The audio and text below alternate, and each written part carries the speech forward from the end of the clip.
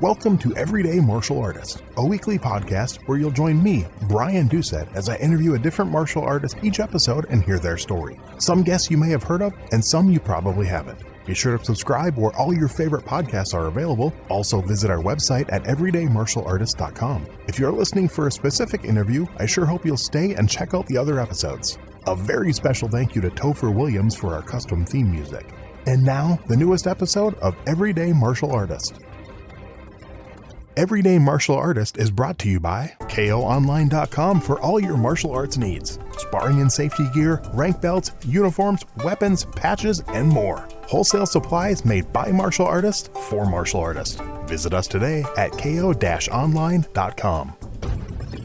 Hello and welcome to Everyday Martial Artist. I'm your host, Brian Doucette, and as we do every week, we're joined by a brand new guest talking about their life and their journey throughout the world of martial arts. My guest today was born and raised in the Philadelphia area, married with no kids. He studied martial arts most of his life and started teaching right after high school. He's also interested and he plays guitar, enjoys live music, and also, like me, comic books, fantasy, and sci-fi. He's co-host of the Motion Martial Arts podcast. Please welcome my guest today, Daniel Marino. How are you doing today, sir? I'm doing great. Thank you so much for having me on, Brian. Hey, it's my pleasure.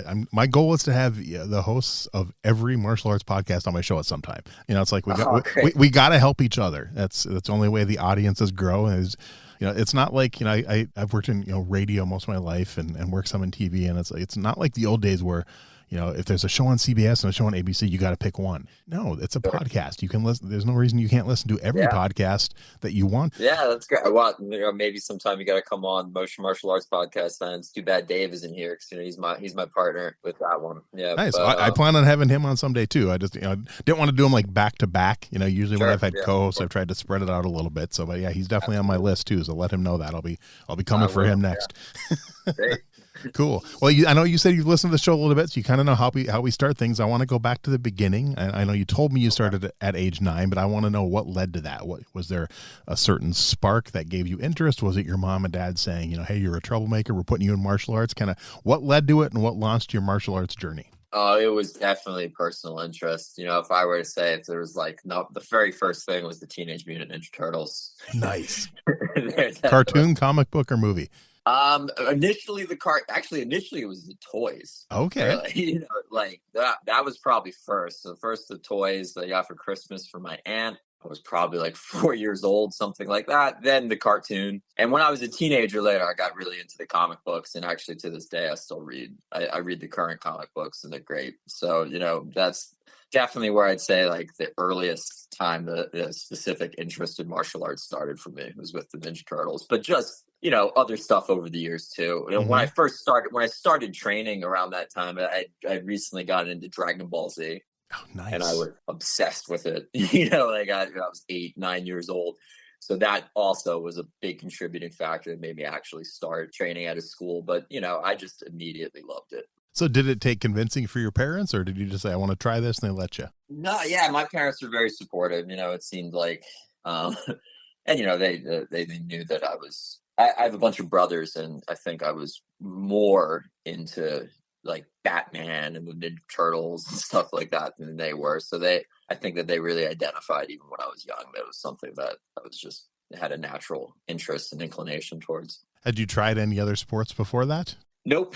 No, I had, really martial arts, the only thing I did shortly afterwards, try baseball. Okay. Try football, but team sports never did it for me. Really, karate is the only sport that I've ever participated in. And think back to that very first school. First of all, what style was it, and what do you remember about your first class? So, it's interesting. I don't think I do remember my first class. I remember the first couple of months. Okay. Early on, I was pretty young, and I've had the same teacher my whole life. Wow. Pretty much, Master David Kremen runs a school. He's ran a school for more than 25 years now in Bryn Mawr, Pennsylvania. So that's where I started with him. And, things that I remember about it early on was just, the concept of learning how to kick and punch and fight, and also working within the curriculum, the community that he had there. It was just something that I immediately took to even when I was young. I just knew that I wanted to be good at it. So you obviously stuck with the same instructor then for a long time. What was it about him specifically? What kind of stands out about him? And because I know you trained in some other styles too, so compared to other instructors, what stands out about him? Oh yeah, I mean, he was just a really good mentor and role model for me when I was growing up. He did a very good job in the classes that I participated in of kind of instilling in us the values that I think are inherent in martial arts practice, and not only martial arts practice, really any athletic pursuit, but the discipline and the focus and the work ethic that you by necessity have to develop in order to succeed at like a physically demanding activity, was something that I think that he did a good job, even with young kids, of really making us understand that was like the point. That was what it was all about. Okay. And that was Tang Soo Do, correct? Yep. Nice. That was actually my first style too when I was 10. So. Okay, cool. And mine little before you. Mine was in 1984, so it's probably. Sure. And actually, the place I trained at has since switched to Subak Do. Gotcha. Okay. Yeah. Yep. Yeah, all related arts. I know you do Taekwondo, yep, right? Correct. Yep. So, and one of the things my teacher's teacher, Master Frederick Scott, who is the leader of our group, Amcor Karate Institutes, he often would like to he likes to use the term Korean karate to refer to it, because when you talk about Taekwondo, like that can mean a lot of different things. Mm-hmm. And depending upon what style of Taekwondo you do, it often is like, it can be almost indistinguishable from Tang Soo Do. And you can tell if someone calls it Korean karate, most likely they had started training probably at least in the 60s. So that's kind of 60s, 70s. That's what it was. I mean, that's how they had to market it, because no one knew what Taekwondo was. No one knew what Tang Soo Do was, but they knew they knew what karate was. Yeah, definitely. So at any time in those young ages when you first started out, did you get involved in the competition side of things? Yeah, I got involved in the competition side, almost immediately. I think I did my first competition when I was still a white belt. Okay. And it was a big part of the group that I was part of. I mean, to this day, it's still a big part of the group that I'm a part of. And, it was something, I'm sure we can talk more about the other martial arts experience that I have. And, mm-hmm. A few years ago, I was a lot more critical of point fighting and a lot of the sport side of karate.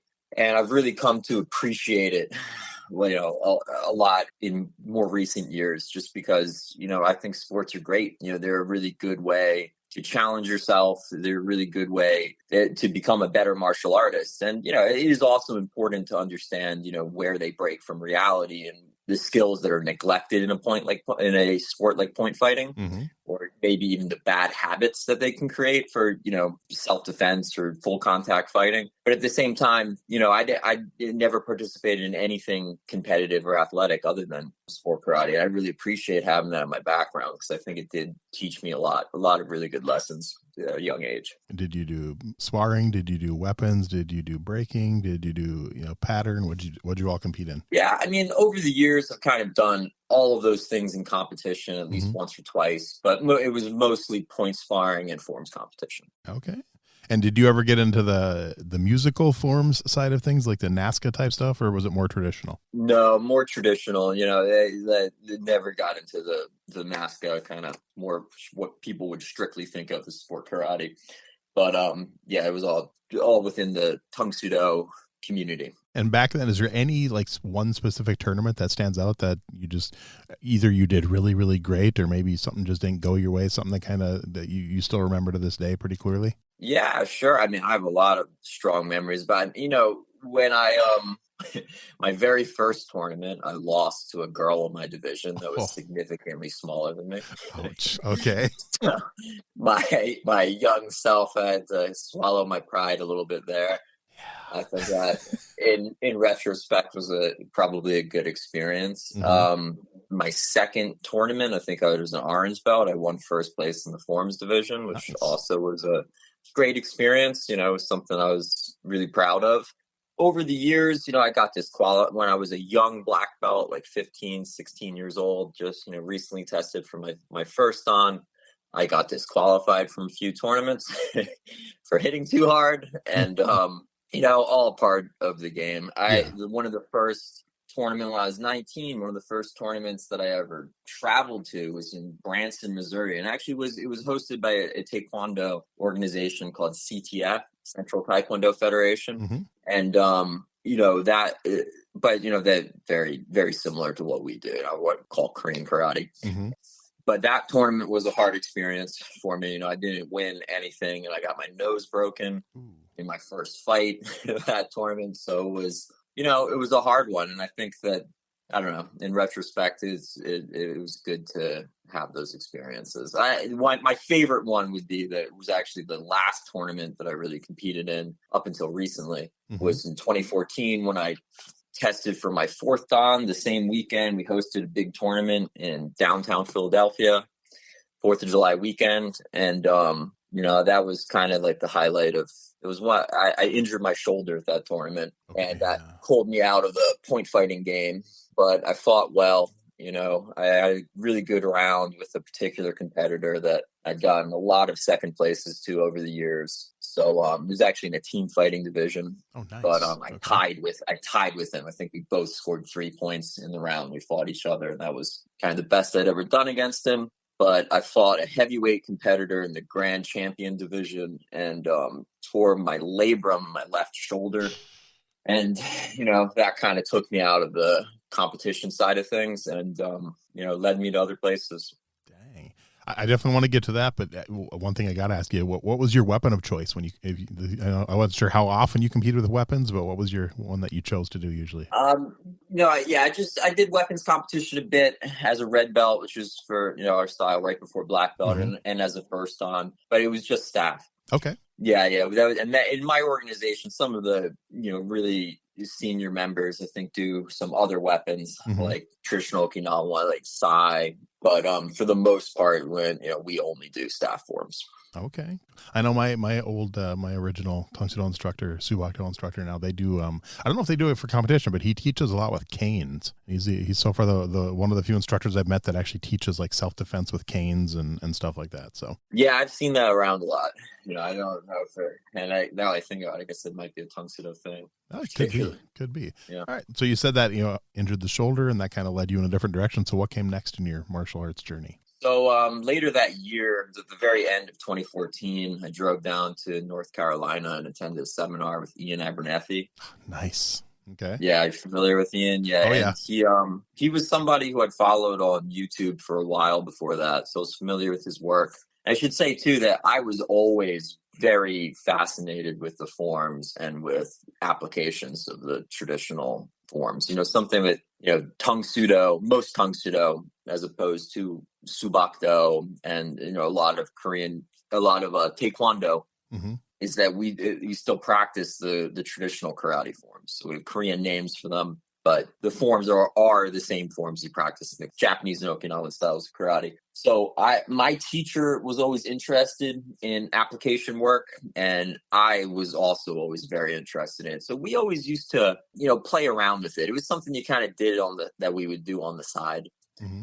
But the main focus of my training growing up, was more, conventional approach to karate and sport karate too. So it was sport competition, and was also just, karate as an athletic pursuit. But we, the application side of things with the forms was only ever, something we did on the side. So when I injured my shoulder and it took me out of competition, I was looking for other things to do. I'd always been interested in this stuff. So I decided to go down and train with Ian. And it was a great experience. I mean, that first weekend that I attended with him, really changed the way that I looked at karate entirely. Okay. And was it shortly after that?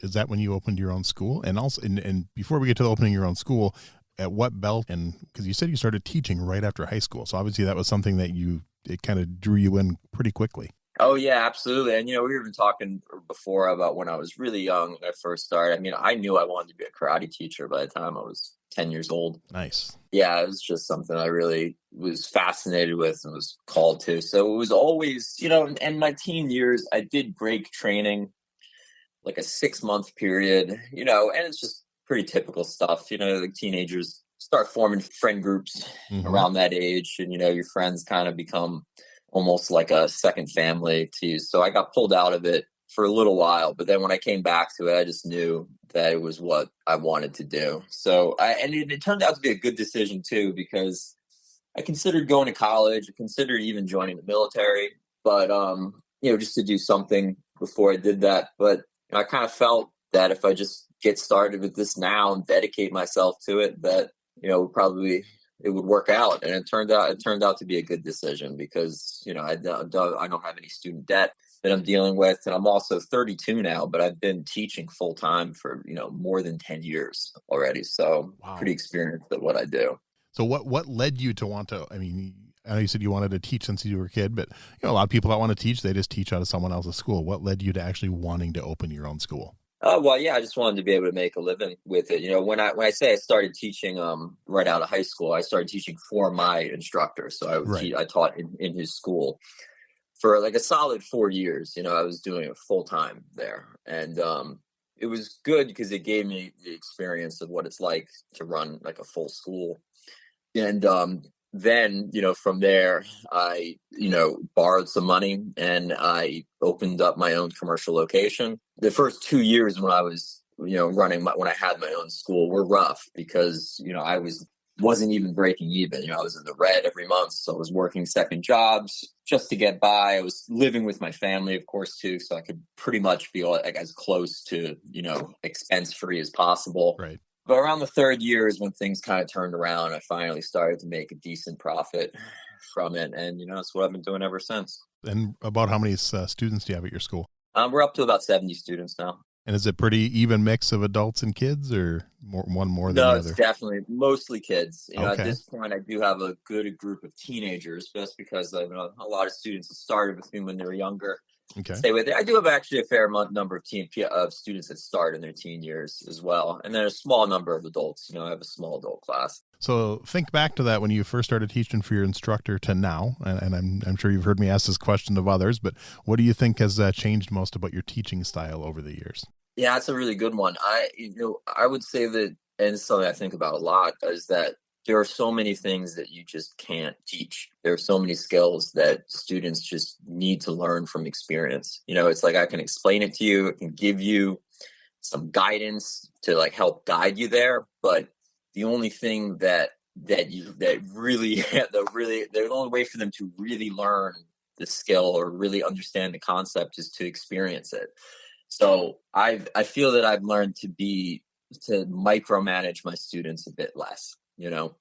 Like when I was younger, I kind of thought of teaching as mostly like, giving corrections and giving orders and telling my students what to do. And the longer that I've been running a school, I think the more evident it becomes to me that it's like, that's a part of it. But another big part of it is that it's my job as the teacher and as the school owner to just create an environment in which my students have the opportunity to have learning experiences.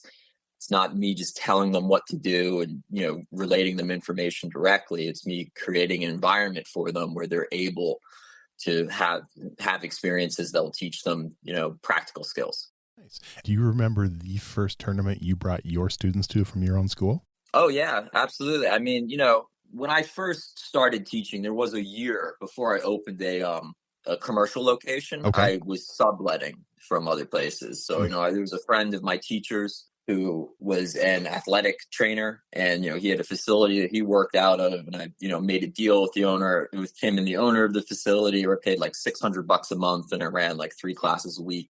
Nice. And I opened I started that, like 20 minutes down the road from my teacher's school. So there were a handful of students who I'd already, I'd been teaching out of this school full time for 4 years. Mm-hmm. So they were all, a lot of this, at that point, there were many students in that school were kind of as much my students as they were my instructors that worked with me, more honestly than they'd worked with him. And some of them even lived, out in that direction. So I was able to start with a small number of students that I had taught at the Bryn Mawr school already. I had about 10 students maybe. Nice. So, it becomes a little bit hard to determine exactly when I was bringing my own students to tournaments, and when there was a period of time when I was the full-time instructor at the Bryn Mawr school, And did you ever host your own tournament? Have you done that yet? Nope, haven't done that. There's 6 AmCore schools in our group, and we're in the Philadelphia area. So there's a few of the schools that host annual tournaments, but my instructor and we've never done one ourselves. Any interest? Yeah, we've talked about it, but it's hard sometimes too. It's also just hard finding a time of the year that we don't want to, of course, be stepping on anybody's toe. We already have a lot of local events. Now, I know you said when you stopped traveling for competition, you switched that out and started going to more seminars. First one was the Ian Abernathy seminar. What were some other ones that you did? Because I know you've done some other styles and cross-trained and some other stuff. So what was some of the other seminars you took part in? Yeah, so I flew out to Arizona and I attended a seminar with Mikio Yahara, who he was one of the JKA Shotokan guys from the 70s and 80s that was world champ. Really high level. My teacher too, he of course comes from a Tang Soo Do background, teaches Tang Soo Do himself, up to today, but he also trained a good bit in Shotokan and he spent some time in Japan as well. So that's kind of a part of my background. It was really good to train with him because he was just a phenomenal athlete. He was in his early 70s back when I think that was 2015 when I flew out to Arizona and trained with him. And just still blisteringly fast, real, impressive martial artist and athlete, even at that age. Okay, cool. And what are some other ones you checked out? Rory Miller, I'm familiar with him, but yes. Yeah, I was, his book, Meditations on Violence, was another one. Even before I trained with Ian, that was a book that I read that I feel like really blew my mind and changed the way that I looked at martial arts. I did trying to get Rory on the show, so fingers crossed. Okay, great. Yeah, no, and that was a great experience that whole weekend. And I really I need to get out there and train with him again. But he, just everything about his approach and the kind of the skill set that he has and a lot of the services that he provides where, takes martial arts and shows you how, they can be applied in realistic kind of settings, like that stuff all was really influential for me and training with him was great. It was a really, really good seminar. And I know you mentioned in the email that you cross-train in BJJ and boxing. Now, did that come from attending a seminar or was that just something you purposely wanted to go start doing? Yeah, I definitely, and it was true of Ian as well, but yeah, definitely training with Rory and just for all those guys, like they kind of, they cross train. It's all about finding similarities between the arts and, different things that Ian, for instance, he cross trained in judo because he wanted to improve his throwing ability. And his karate background was a little bit, one of his teachers was like a kickboxer early on with that sport. A guy named Peter Constantine. So he, the kind of karate that Ian does, I feel like always had, influences like that from other arts. Whereas, the Tang Soo Do I did was more what people would call traditional. But yeah, he cross-trained in judo. Rory Miller also at that seminar, he would talk about how, I remember him saying at one point during that weekend, it's like everybody should do just a bit of boxing just so that you know what it feels like to have punches thrown at you and to stay in there and to defend yourself intelligently. So it kind of came a little bit later for me, cross-training, something I've done, in the last 5 years. I've started to cross-train, but I kind of went to the seminars first and, with not only self-defense, but also because that's Ian's thing, is the application of the traditional forms. That was kind of the first thing that I did that really stepped outside of the training that I'd done my whole life. And I think it was kind of implied when you're doing that stuff that like, hey, cross-training is a really good way to develop some of these skills to a higher level. Do you ever bring some of that stuff from your cross-training or your seminars into your own school, or do you try to keep that strictly Tang Soo Do? Yeah, I absolutely bring it into my school. I would say that, it's all there. It's one of those things that, and the forms are such a big part of what we do. And for most karate, it's like the foundation of the curriculum is based in these forms. It's the way that you test. It's part of the competition as well, the forms competition. So, when I was the stuff that I did with Ian and the application-based stuff a lot is absolutely something that's become a regular part of my students' training. In terms of like boxing and Brazilian Jiu-Jitsu. I mean, I try to stay in my lane. I'm not going to teach things that I don't have a very high level expertise in, but I do, some basics because I tell my students, I teach them self-defense. So things like, and I don't know how familiar you are with Brazilian Jiu-Jitsu, but the technical get up, standing up in base, sometimes the technique is called, just simple stuff like that. So you end up on the ground. It's like basic method, how you get back up to your feet. That's stuff that I've done in Brazilian Jiu-Jitsu that I have incorporated into my teaching because I teach self-defense, Very cool. Think back to your first black belt test compared to like when you test your students now. Has it changed much, or is it pretty standard to the test you went through to what your students go through for their black belt? Oh yeah, it's the same because my students test through the organization. So so they their testing requirements are not something I have direct control over, and they test the same way that I did. Yeah, I think I remember that when I was in Tung Sido, where it was like a panel. It wasn't just with Taekwondo. It's like my instructor and a few other black belts from the school. But I know I remember that from Tung Sido, where we actually drove like 30 miles to test, and it was a panel of, I want to say like 8 or 10 like master instructors or something that we tested in front of. Yeah, that's the way that we do it too, and it's I think it creates a good experience. It puts the students under some pressure that can look difficult to replicate, just by myself.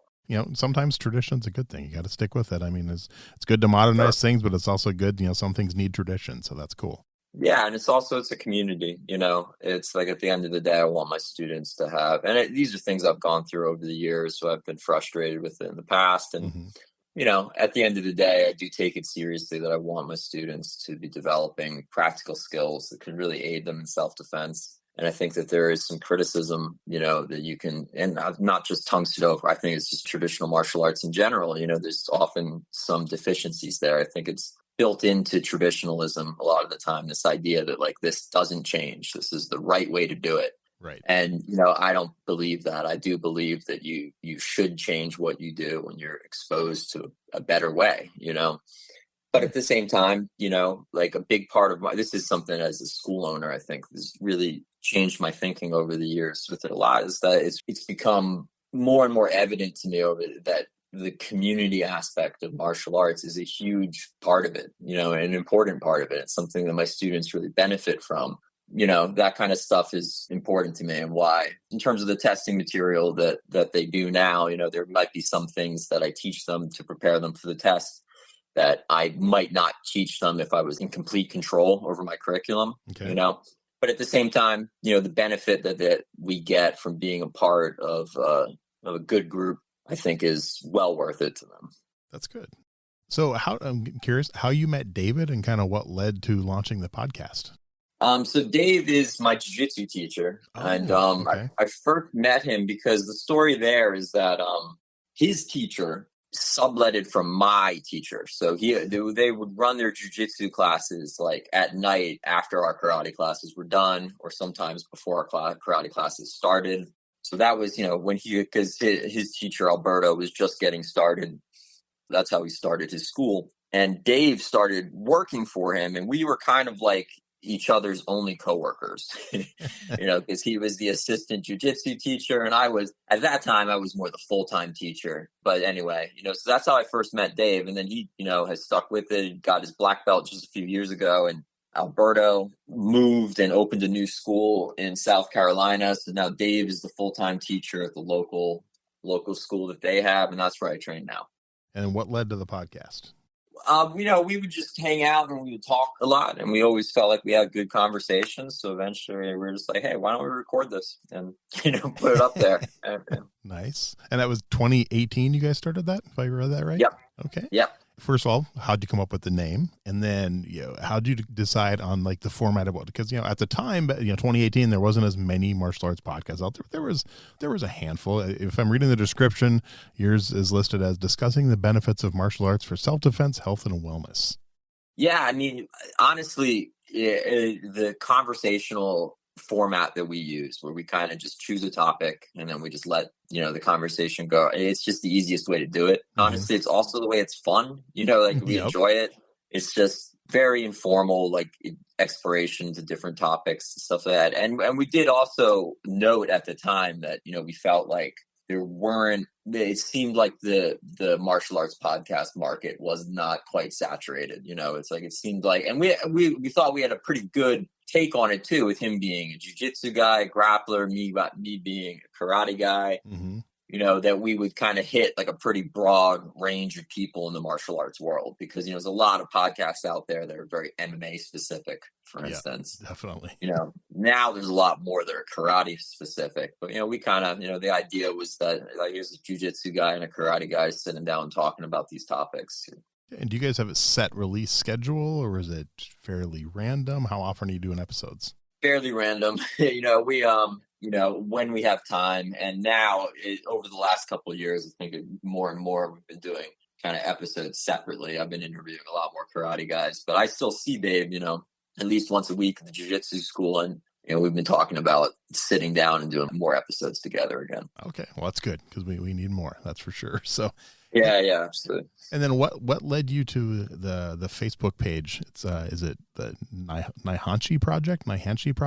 Yep. Yeah. So the Naihanchi project was just, kind of like, it was just an idea that I had, that for a few years now, I have only practiced, the only form that's a regular part of my own practice is the first Naihanchi form.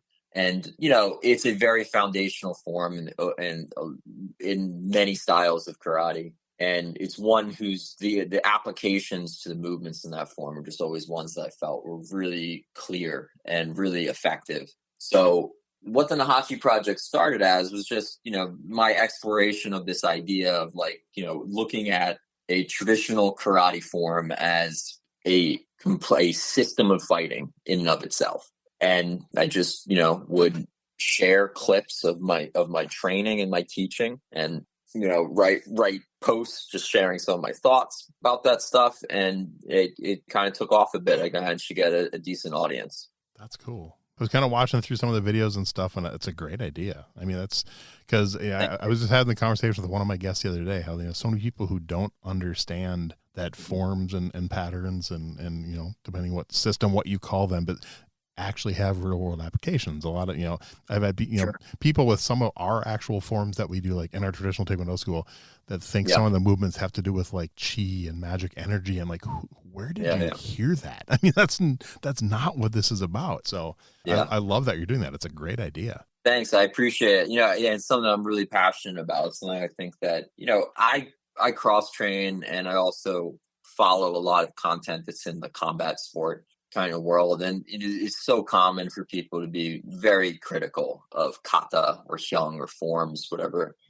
term you use for them. And I get those criticisms in a large part. It's like, it's this choreographed system of series of movements. Like, that's what a form essentially is. Yep. And obviously, fighting is not choreographed. It's like, it's not supposed to be.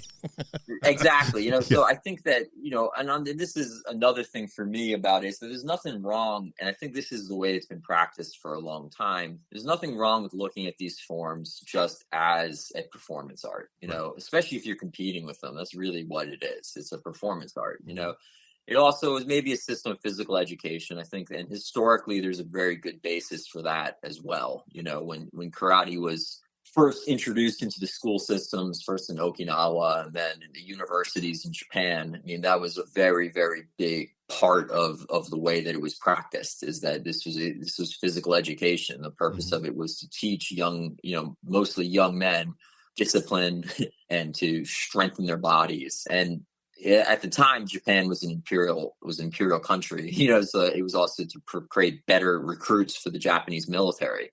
So these are all a part of this form practice.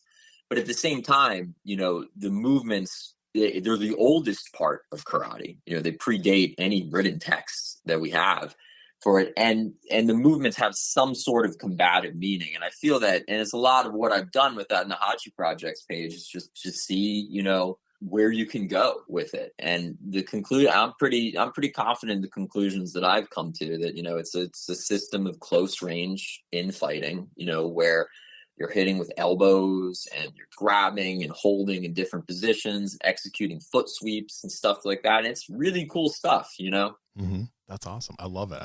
I'm definitely going to be checking out more of it. And Appreciate one it. thing I'll tell you is that you don't have to be in that system to understand it. So I think anyone who appreciates martial arts will appreciate watching. Obviously, if you're in a Korean style, you might understand some of the stuff a little more, but it is very real world application, and I think anyone who's involved in martial arts will understand what you're doing there. So that's cool. Yeah, I appreciate it. It's one of those things too that's just, and I think Ian, and there's a lot of others as well, of course, but Ian's the one who I was exposed to a lot of this stuff through. Mm-hmm. Deserves a lot of props because he's been doing this stuff for 25 years at this point, with it too, and he's a real pioneer. Definitely. In that space, and that I just want karate to make sense. You know what I mean? Yes. It's like I get, and even people, I have friends, and acquaintances online who would say like, hey, listen, I like these applications you're doing and all. I still just don't understand why you have to have the choreographed form.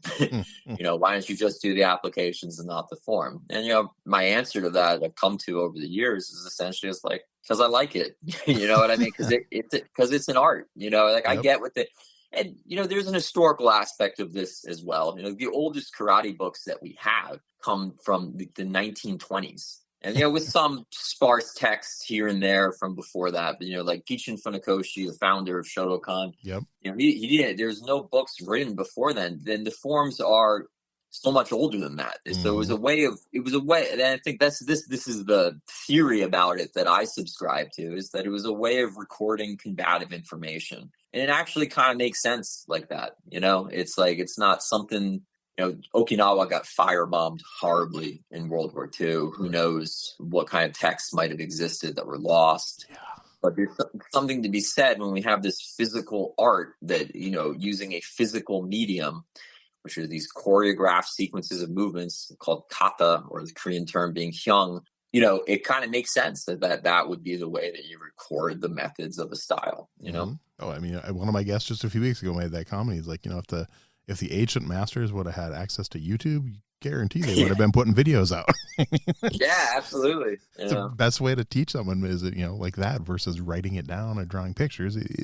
Yes, it's good to have text and everything like that, but you can definitely see better when you see it in real time. Definitely. Nice. Yeah. And I think that sometimes from a modern perspective, it's a little bit hard to appreciate the, like just texts and, these methods of, forget about, of course, the internet and recording videos and stuff like that. But even texts and things like that, like for most of human history, I don't think that there was really the norm that you would record things like that necessarily. I think that having this physical medium to record the methods of a physical practice, it's just, it makes a lot of sense. Do we need it today? I mean, I don't know that we do. But if you like martial arts, which I certainly do, it's cool. It's fascinating. And when you connect it to the larger practice, it's also extremely useful, and that was something Ian was so influential with me about, because, like I'd always been introduced to applications, but what Ian did, the thing about Ian's method that really stood out to me and I've really embraced in my own practice is that he would also spar. The term that he uses for it is kata-based sparring. Mm-hmm. I usually like to just call it clinch fighting, but he had this method of not only interpreting the movements of the forms, but like, okay, now let's apply it in sparring with each other. And that, is something that I really have embraced and I think is so much fun and so cool. It's one of the biggest differences, I'd say, between the way that I trained growing up and the way that I teach my students now, is that when we would spar in my instructor's school when I was younger, we're doing point fighting. Mm-hmm. Even when you weren't in competition, like ultimately you kind of just start doing point fighting in your class because that's the context that you're working from, Right. With my students, I would say the big difference for me now is I'm very more deliberate about sparring different ways to develop different skills. When we're getting ready for a tournament, we do point fighting in the class. For just general sparring, though, is more continuous, and we incorporate a lot of the standing grappling that I would say is the way that I interpret the movements found in the forms, and even some very rudimentary groundwork as well. Just because I feel like you can't neglect that range of combat, not for self-defense. And then you have the Facebook page. Also, you have the YouTube channel, Practical Tung Sido. Yeah. What led to that? Just the same, I really just started, when the Naihanchi project Facebook page kind of took off, I started uploading the videos also to YouTube, and kind of the way that the way I still do it now is the longer form videos I put on the YouTube, and the shorter clips I put on Instagram and on Facebook. And yeah, that's why I started going on YouTube, was a lot as well, putting more of my longer videos. And it's also connected now a little bit too. I have a Facebook group called Practical Tongue Sudo as well. And I'd say I kind of connect that more directly to the YouTube page. Yeah, and it looks like they both have a good amount of followers, so it must be fairly popular when you do them. So yeah, I think that the Practical Tongue Sudo group took off quicker than any of the pages I ever started. We're up to 4,000 members in it now. And I think that there's a real demand in the Tongue Sudo community for more of the application-based stuff. I think for a little while now, it's been a little bit more popular in like Okinawan karate, maybe to some extent Japanese karate. But I think that with Korean karate, there haven't been too many people getting into that stuff. Right. And I think we're starting to see more and more, which is great. I love what you're doing, and I will definitely put links for all that stuff out there, so for people to see. Thank you. Appreciate it. So now I know you mentioned a little bit of like combatives fighting and stuff like that. So are you a fan of MMA? And is that something you ever at all in your career considered? Yeah, so I wouldn't say that I wish that I had considered it more when I was a bit younger, but I never really considered it, just because I was fully invested in karate. Okay. Lyoto Machida is what got me into MMA. Nice. And I have been an MMA fan for a while now. And I've had some good conversations on my podcast with Dave about this, where we say, it's like, when people say MMA, if they're referring to the sport of MMA, then that's not something that I practice. It's if you want to prepare yourself for an MMA competition, my school definitely is not the place, for you to go. Right. But I also think, and often, the MMA is kind of used in terms just to mean like cross training. That's what mixed martial arts. And I would say that I do practice mixed martial arts in a sense. I try to combine striking and grappling together, cross train in different martial arts, and bring different influences into what I do. I think the foundation of what I do will always be, the basis of this Korean karate, Tongue Sudo. Right. But I think that, and you're doing it more. You're just doing it more so for real world application, practical self defense versus a sport. Absolutely. Yeah, I think just being, I think the sport has value, can be useful in that too. But obviously, there's a lot of deficiencies as well. I think that you have to round it out with other parts of your training, and I think that that's a part of I think as a culture, MMA has had a profound influence on the martial arts community at large. Agreed. And I think that's the biggest thing. I think it is a positive thing, is that it's kind of shown that there is no superior, inferior martial art. Really, the best way, like the most effective things that we see in MMA are just well-rounded fighters. You know what I mean? Like you can be a grappler or you can be a striker, but whatever you do, you need to have the supplemental skills around that out. I'm a big fan of Israel Adesanya, for instance, and he's a phenomenal world-class striker, right? Mm-hmm.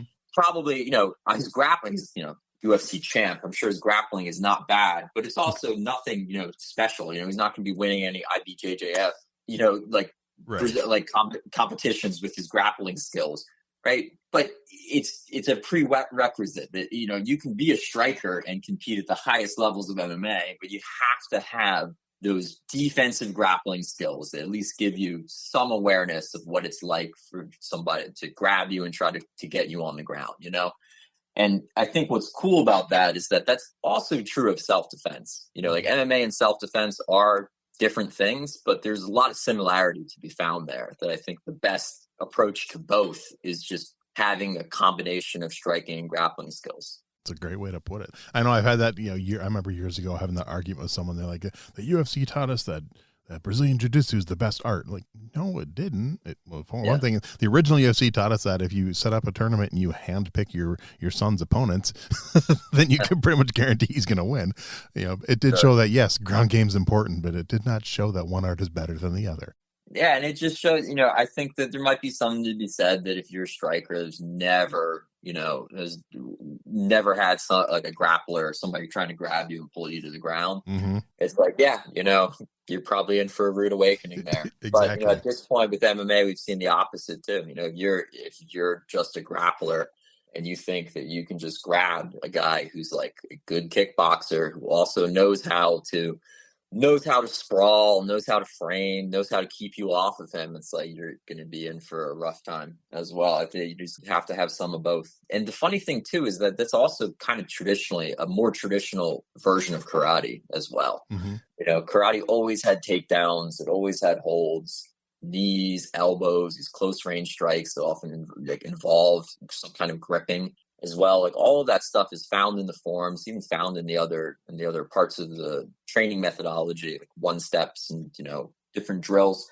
But it wasn't found in point fighting. It's like point fighting is an interesting sport in that it's a sport where the rules often tend to like remove clinching and grappling entirely from the picture and it's kind of unique in that too. Like even Olympic Taekwondo has which of course the rules in Olympic Taekwondo are hyper specific and developed very specific schools, but there's a clinching game to be found in that sport even as well, just because anytime you have a continuous striking competition, it's like clinching is gonna naturally happen. It certainly is a part of boxing, but point fighting is just that art where like the fight stops and then a call is made, It develops interesting abilities. Like I did a few months of Muay Thai before I injured my knee. And when I was spar with those guys, they would light me up when they're on the inside. But for a lot of them, I would surprise them with just being able to hit from the outside. You know what I mean? Because that's point fighting. Is like I could go in, I could hit them from far away. I would get that first shot. But then, they know how to box and I don't. And I'm at a disadvantage. Right. But I think that's, and that's the cool part about cross training and trying different things is like, not only does it expose you to your deficiencies, but it also shows you what your strengths are, Agree completely. So in all your years of martial arts, is there one philosophy you've learned that stands out? It's a number one on your list. You keep coming back to it. You still teach it to your own students. Yeah, I don't know. There's a lot of, concepts that I'm a fan of. Really, if there's one, I had a good conversation with my friend Winston years ago about this. And he's a guy who's a couple years older than me, but I've known him, since we were kids. We trained together and we would just talk about how I feel like the concept of delayed gratification is super important just for people just to like live a healthy, functional life, is like having a good understanding of delayed gratification, the importance of working hard for something now and not receiving the benefit for it immediately, but receiving the benefit in the future. And both Winston and I, when we were talking about it, we were just identified this like, yeah, I definitely it was in our teachers' karate classes, like when we first really understood that, that concept. That was my first real direct exposure to that concept. That's like, you're exhausted. This sucks right now. This is really hard, but I really want to be good at this. So I'm going to do it. I'm going to put in the work now. I'm going to put in the work now for the benefit later.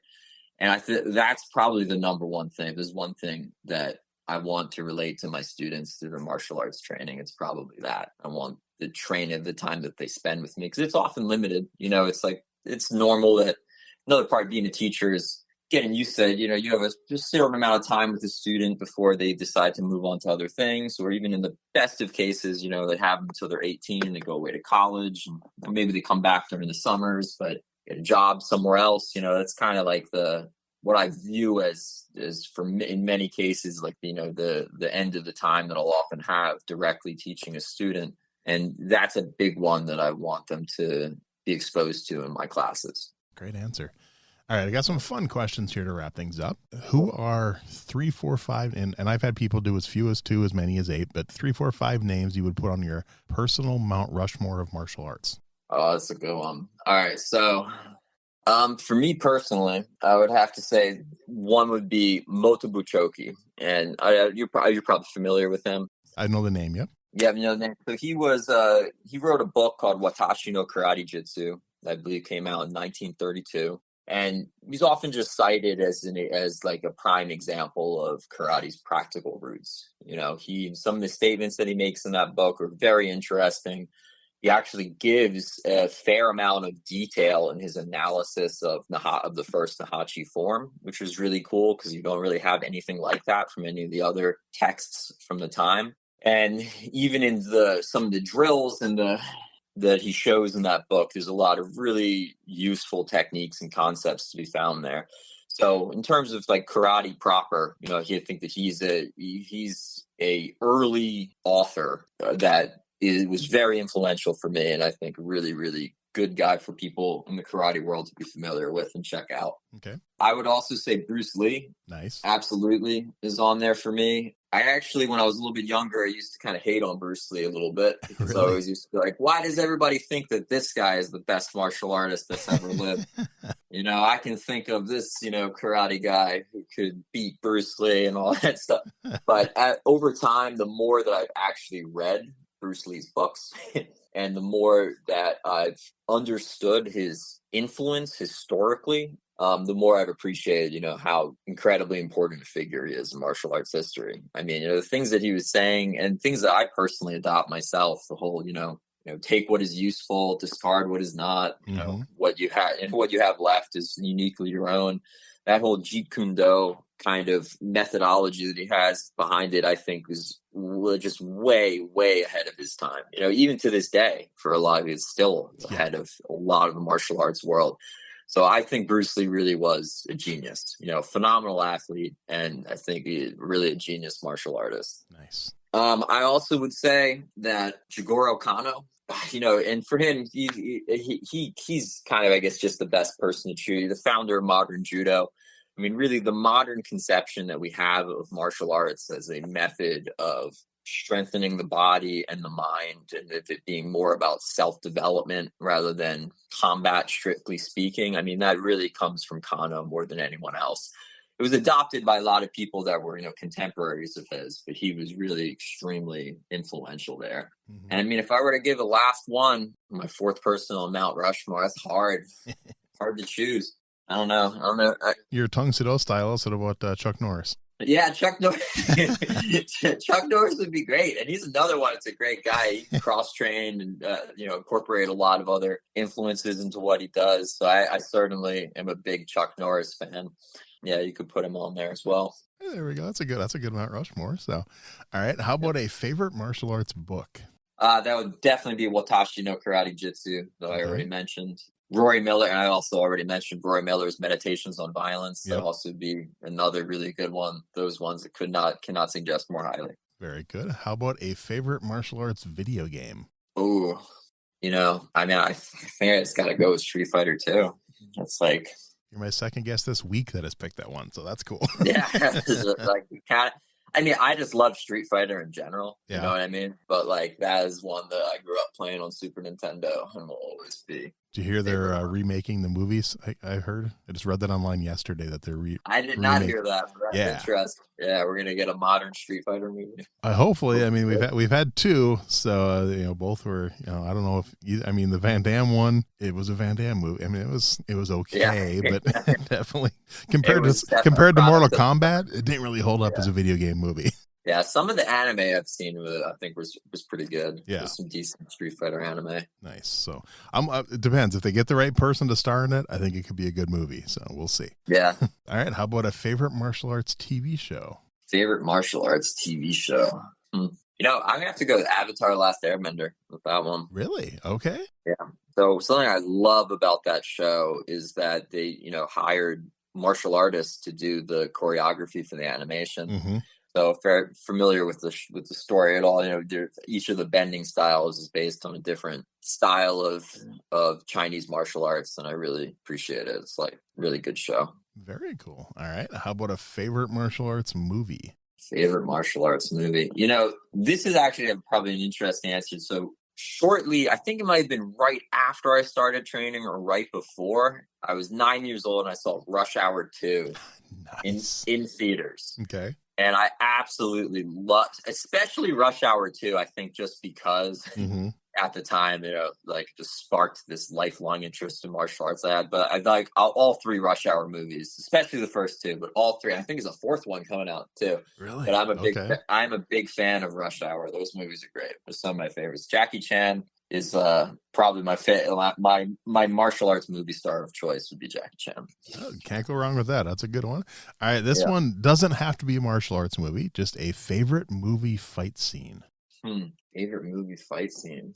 Man, that's a difficult one. Honestly, I mean, the first Ninja Turtles movie at the end with the Shredder fight scene, I think that will always have a special place in my heart. I was obsessed with those movies growing up. That definitely was a big influence on me as well. So I'd go with that one. Okay, very cool. And this one, not really martial arts. I'm just because I'm a nerd, I have to ask this question. So you're a martial artist and you grew up in the Philadelphia area. I just picture you maybe doing this like after you got your black belt. Have you ever gone to the museum and run up the Rocky steps and done the jump? Of course. yeah, of course. See, if I ran a school, I'd have all my students do that after they tested. Yeah. They have the statue there. It used to be at the top of the steps. Yep, they moved it at the bottom, unfortunately. But yeah, no. I mean, Rocky, can't go wrong. I love those. I recently saw the Rocky musical in Philadelphia too.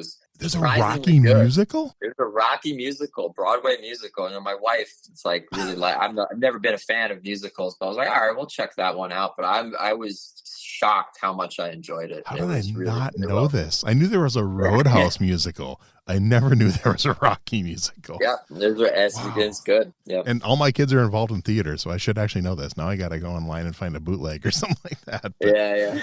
That's actually funny. I've been to Philadelphia once in my life. I was there for work over a decade ago, and actually was in Conshohocken for a week. And I had told them beforehand, they're like, anything you want to do? I'm like, yeah, I want to run up the steps. And I didn't get to. They didn't bring me. Every time I asked, we have this plan. Yeah. So mad. That's right in my area. So if you're ever in Philadelphia, you're more than welcome. Come on out. Nice. Well, I'm hoping to get out east again. I got a son that lives in Arlington, Virginia, and I haven't been out there to visit him yet since he moved there. So I want to get out east, and I want to get to New York, and I want to get to Philly, and I want to get to DC area. So hopefully in the next year or two, we'll be taking a trip and maybe spending a couple of weeks out there driving around. So we'll see. Great. Yeah. Well, those steps aren't going anywhere. So nice. I'll be there for you. So before I let you go, anything else maybe I forgot to ask you that you want to be sure to get out there? Any last minute parting words? No. Thank you so much for having me on. I really appreciate it. It's been really fun talking to you, and appreciate sometime, you hit up Dave. He comes on the podcast, and if you ever be interested in coming on our show, we'd be happy to have you. Yeah, definitely. Hey, I appreciate, like I said, it's truly one of my goals. When I started this, I'm like, I want to find every martial arts podcast host, and I want to have them on my show. It's like, like I said before, we got to help each other. And I know there's a lot that are out there that aren't going on anymore, unfortunately, but I'm reaching out to as many as I can. One thing I know about podcast hosts, they like to talk. So that's good. Yeah, absolutely. Yeah. Cool. Well, I truly appreciate your time, and this has been a blast. Yeah, no, thank you so much. Really appreciate it. Thanks for listening to Everyday Martial Artist. We hope you will join us every week for a brand new episode with a different martial artist telling their story. If you enjoy the show, be sure to leave us a review. Also, be sure to check out our website at everydaymartialartist.com. There you can find all of our episodes and contact us to suggest guests and ask questions. Again, thanks for listening to Everyday Martial Artist, and we'll see you next week.